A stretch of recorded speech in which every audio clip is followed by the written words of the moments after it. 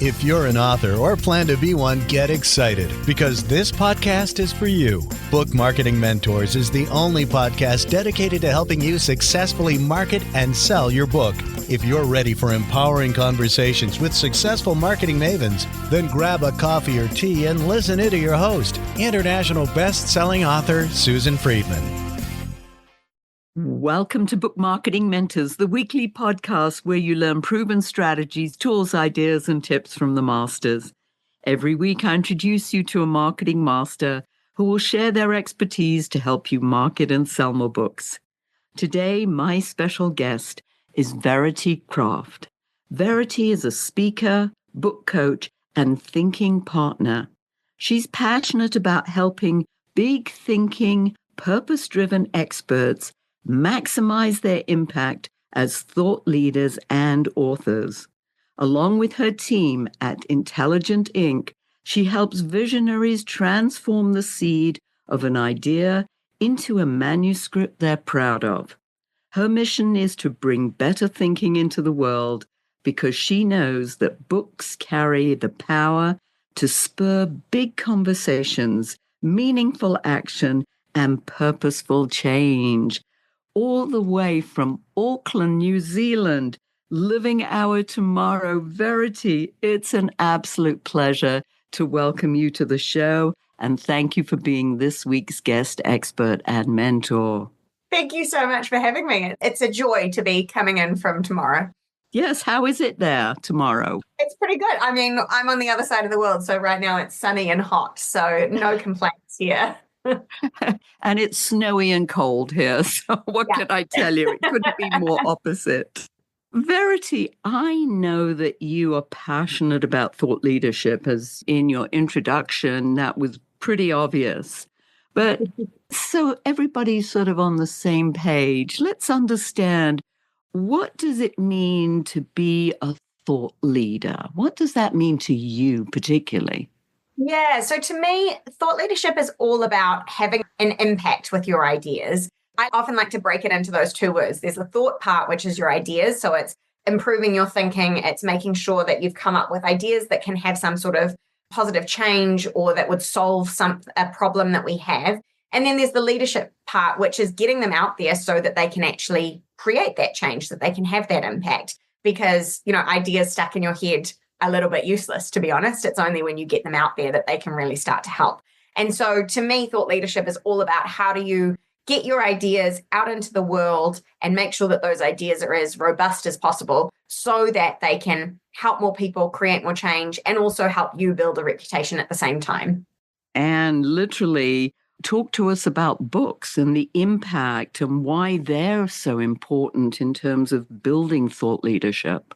Funnily enough, we used to be a all things thought leadership business, and now we've really focused in on books. And the reason that we have is because we feel like books are the best possible accelerator for your thought leadership. And that's because of a couple of things. The first is because in creating a book, in the process of writing it, of planning it, of researching it, of editing it, of all of those pieces that come with writing a book, you are going to make your thinking significantly better than it was to start with. Every client that we work with, their thinking comes so far over the process of planning, writing, and editing their book. And so it's this accelerator for the way that you think and making sure that your ideas are as robust and as engaging and as useful as possible. And then in terms of that leadership part and getting them out there, a book is such an amazing tool because, and this is what you know and what you do, it's an amazing tool for marketing yourself as a thought leader, for building your reputation, for being seen as an expert, for getting to become kind of the go-to. There's a reason that we use the phrase, oh, they wrote the book on it, because if you've written a book, it shows that level of expertise and that level of trust that people can have in you, because it's really hard to write a good book. And so by doing so, you're showing why you are somebody to be trusted and listened to and hopefully worked with. Yeah, we really love books and I call them an accelerator for thought leadership, because all of our clients who have had books have built their thought leadership significantly faster, significantly more than those who are just trying to create content on the internet. So, yes, and there's a big difference between that, as we know, because there's a lot of garbage out there and more that's being churned out, unfortunately. But that's enough said about that. Our book is full of ideas, but how do we take those ideas and make an impact with them? I mean, there's the difference between having an idea and then putting it out there so that people see us as a thought leader. Yeah. How do we go about even doing that? I mean, there's so many ways, right? But I think it's exactly what you've just touched on is the first step is just getting them out there. And that can be in really small ways. Yes, we hassle the fact that there's so much terrible content out there these days, especially with AI. But if you're putting out something that's original and valuable and useful and speaks to people, that automatically is going to have impact. So it can start with something as small as posting on LinkedIn or posting on Instagram or posting on TikTok. But to me, the real impact comes when you are almost creating like an ecosystem for that idea. So it's really thinking about where does your book sit within your larger business, within your larger thought leadership, and all of the ways that people can engage with that. I often talk about a knowledge application scale. So there's lots of ideas that people share in social media posts, which are totally unapplied. So it's just the idea. It's cool. It sounds interesting. It maybe sounds a bit useful.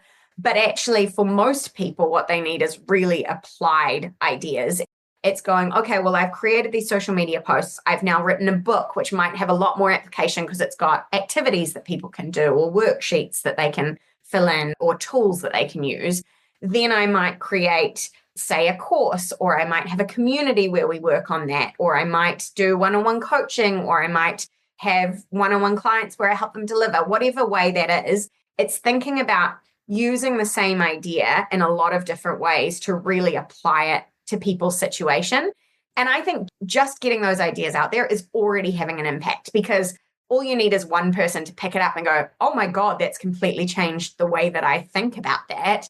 And that is having an impact.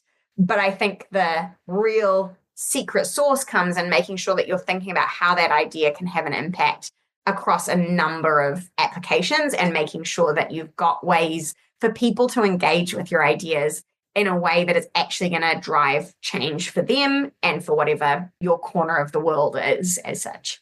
What that's saying to me, Verity, is really knowing and understanding your audience, because it's only then that I feel that you can stand out as a thought leader with your ideas. What do you think about that?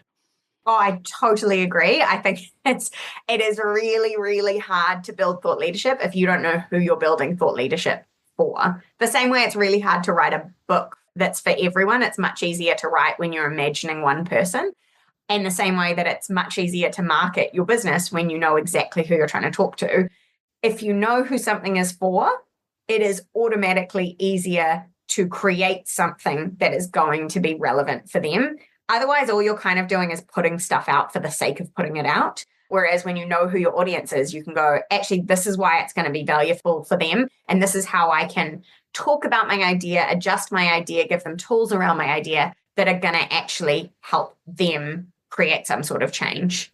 And again, knowing that you can know better how best to approach it. I mean, is it through speaking or coaching or training? Is it through a course? Is it through, as you say, many of those other things that you talked about? But knowing what they need and how they consume their information would help with your thought leadership, correct?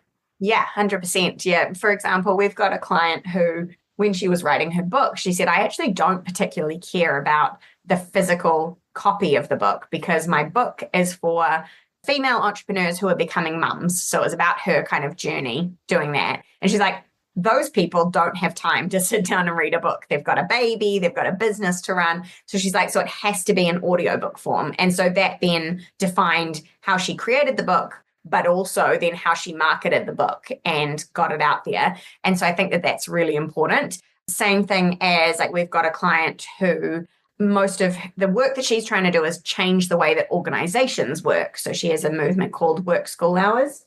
She is trying to get organizations to change so that working parents, but all workers really, are able to work school hours instead of having work hours completely misaligned with school hours.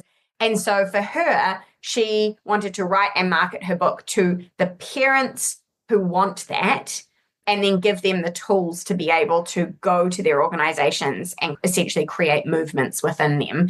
Knowing that that's who she's trying to target means that she talks about it differently, means that she's giving them different tools, means that she's marketing the book differently, means that she's selling different things. I think it's really important to know, because that helps you decide what to focus your energy on and what not to focus your energy on. Perfect.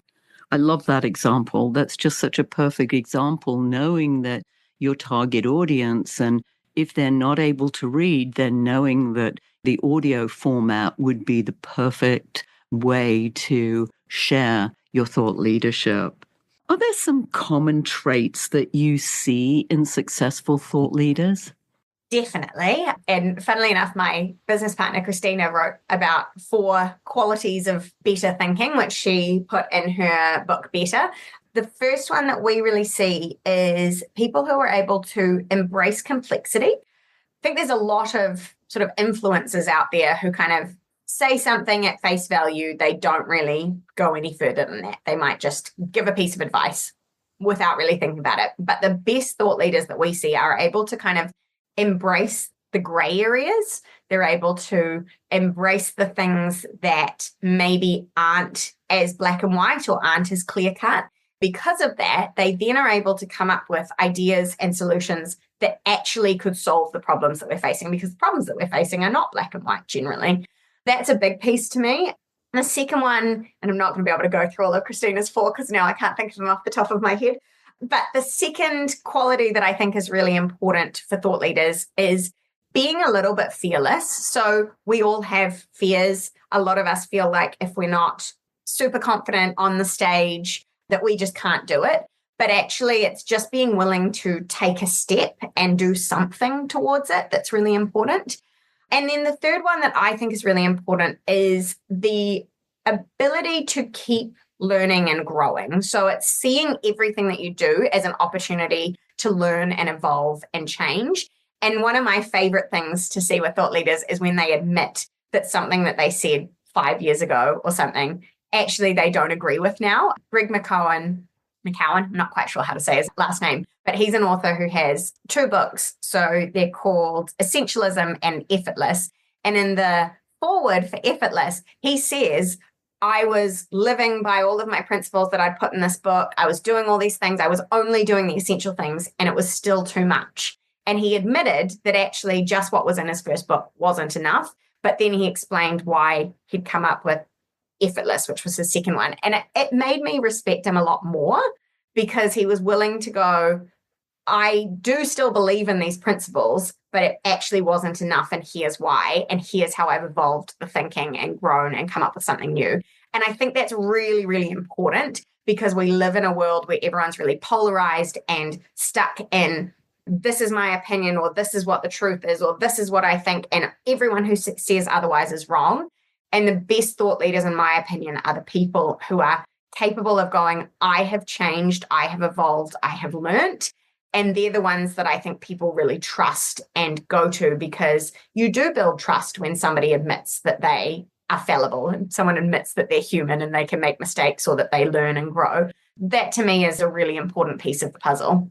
Yeah, just admitting that. And as you say, being flexible enough to change, because we do change and we do start thinking differently. It isn't just, as you say, black or white and just going down with one way of thinking. So I really love that trait.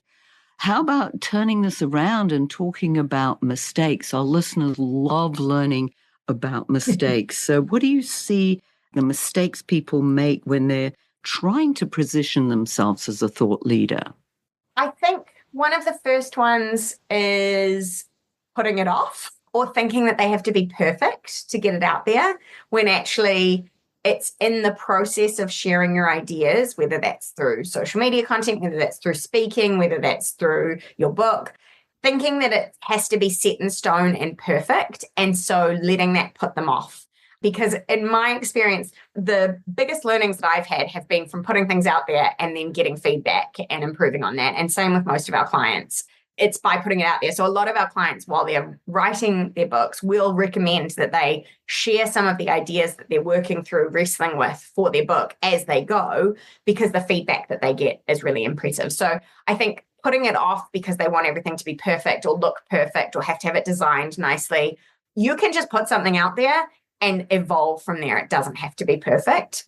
The second one is trying to be like everyone else. Like, absolutely, there's best practice and there's things that really work in terms of getting the algorithm to work, or there are proven methods for marketing your book that you should be following. But that doesn't mean you should be like everyone else, because actually what makes you you and the thinking that you're doing is what is going to connect to people. So use the tools, use the best practice, use the strategies that other people have done, but don't just copy or use templates. It's the same reason why I say try to avoid using AI to create your content. It's one thing to use it to, I'll use it for research, for example. I would go to Perplexity and I might say, I'm researching this. These are the things that I'm looking for. Can you find them? Give me sources. And that's really useful. But using it to create your content, actually, unless you're putting in the original thought, it's only going to produce something that sounds the same as everybody else. So even if it's you creating the first piece of content like your book and then putting it into AI and going, can you break this down into 20 posts for me? That's okay, because it's still your thinking. But it's really, I think a mistake people make is going, oh, I can just use AI or tools like that, or I can use templates that people have got, and that's going to work perfectly. And actually, if you're trying to build thought leadership, you have to do the thinking. The thinking is the important part, and the thinking needs to be yours. That's a big one that I see as well. And then the third one, particularly when it comes to books, and like, we don't work in book marketing. We focus on getting the manuscript and the thinking and the ideas as good as possible. But it's really disheartening when a couple of our clients have gotten to the end and they've gone, great, cool, I'm going to go do something with it. And they don't do anything with their book, because you can't write a book and just expect it to miraculously build thought leadership for you. You still have to market it. You still have to build it into your systems. You still have to leverage it properly. So I think that's a real one that I see, is putting all this effort into writing the book, and then they're so exhausted that they don't bother going and marketing it. And actually, that's a real mistake and a lost opportunity as well. Yes, and they want somebody else to do it for them, which I had a conversation this week. Somebody said, well, won't you do this for me? And I was like, no, this is your baby. You've got to feed and water it, and, you've got to look after it and help it to grow. I can't do that the way you can do it, because I don't have the same passion for this topic, in your book the way you do. So the best person to market your book is you. Yeah.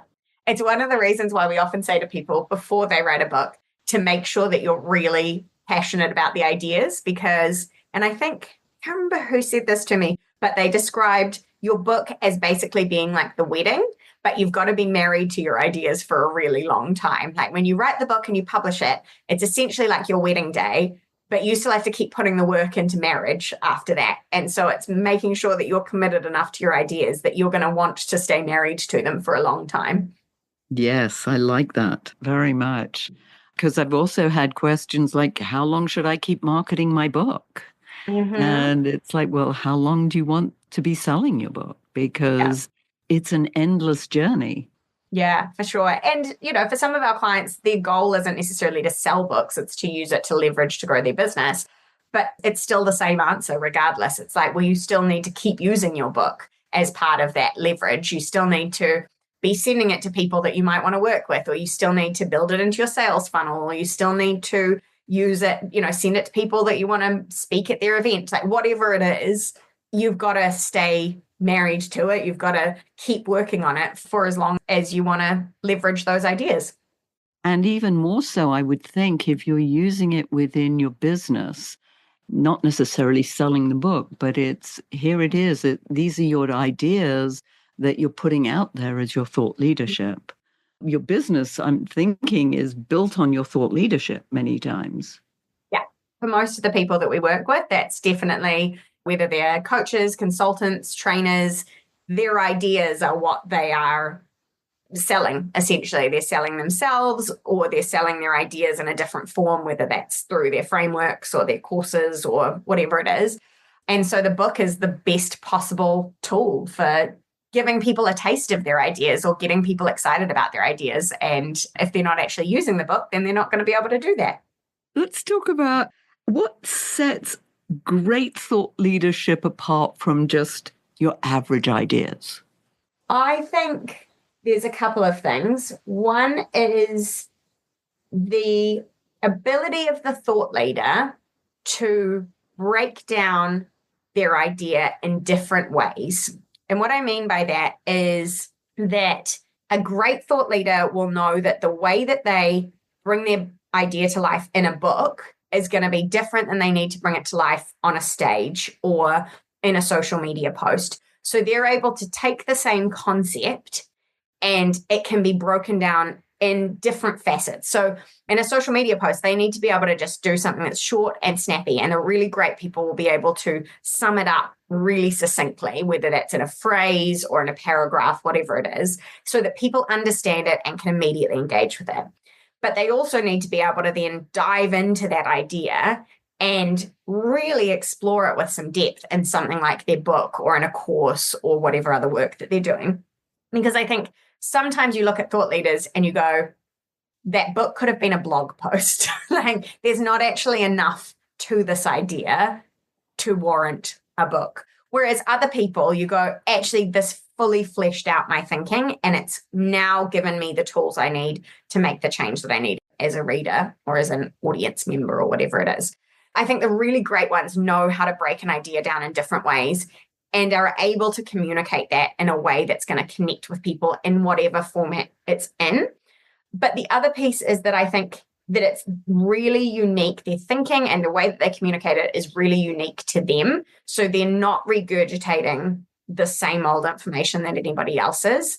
They might be pulling on research. They'll be pulling on information from other places. Absolutely.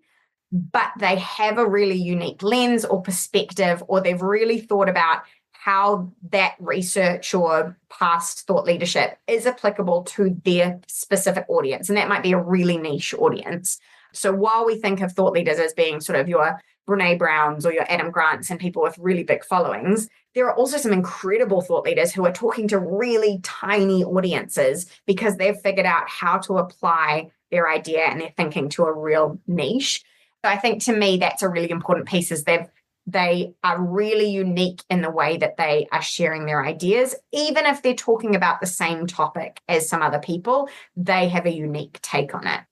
Yeah, and you're talking my language. Anytime you talk about niche markets, absolutely, where you have the opportunity to be a big fish in a small pond, I find that much easier than the opposite and trying to go with the masses just because everybody else is. Yeah, 100%. Yeah, it's a really interesting thing, actually, because we're now looking to grow more globally. And to do that, actually, it's forcing us to become more niche, which is really helpful because in New Zealand, our market is quite small. We have 5 million people across the whole country.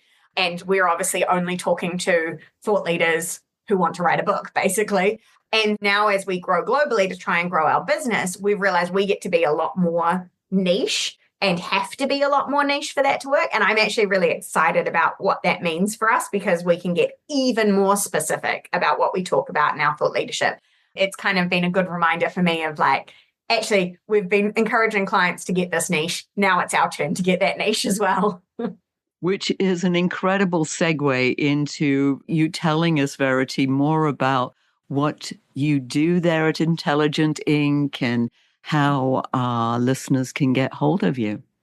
Well, we are a thought leadership agency turned absolute passionate book creators. So we work with visionaries to help them craft incredible manuscripts that they can be proud of. So either through the Better Book Project, which is our small group coaching and editing program, or we work with a small handful of clients one-on-one, either as their ghostwriters or as one-on-one coaches and editors. And I say small because we try and keep it to each inker, as we call them, each member of our team only having one ghostwriting client at a time.